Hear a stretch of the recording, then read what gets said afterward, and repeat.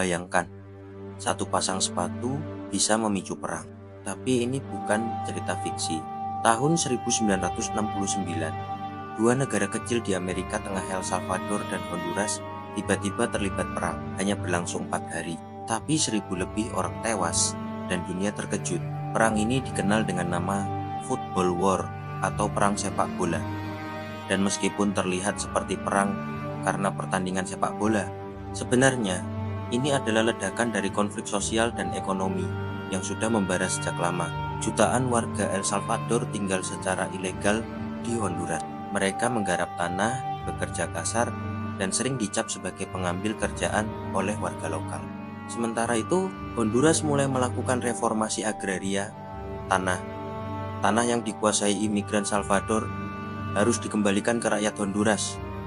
Ketegangan meningkat, kekerasan meledak, dan saat itu terjadi kualifikasi Piala Dunia 1970 mempertemukan kedua negara.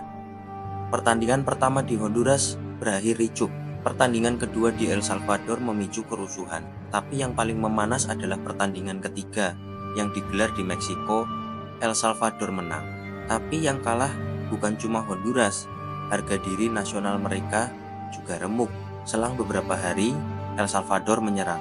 Mereka mengebom lapangan udara Honduras, mengirim pasukan darat, dan mencoba merebut wilayah. Dunia menyebutnya perang sepak bola, seolah ini hanya tentang bola. Padahal, itu cuma pemicu terakhir dari konflik kelas, tanah, dan nasionalisme yang sudah lama dibungkam. Lucunya, media internasional menyukai narasi perang karena bola, karena terdengar dramatis dan absurd. Tapi sebenarnya, ini soal ketidakadilan ekonomi, migrasi massal, dan identitas nasional yang dikorbankan demi stabilitas semu. Dan ya, saat para tentara turun ke medan perang, mereka bahkan tidak punya sepatu yang layak. Beberapa memakai sandal, bahkan telanjang kaki. Perang karena bola, dan tentara tanpa sepatu. Ironi yang menyakitkan.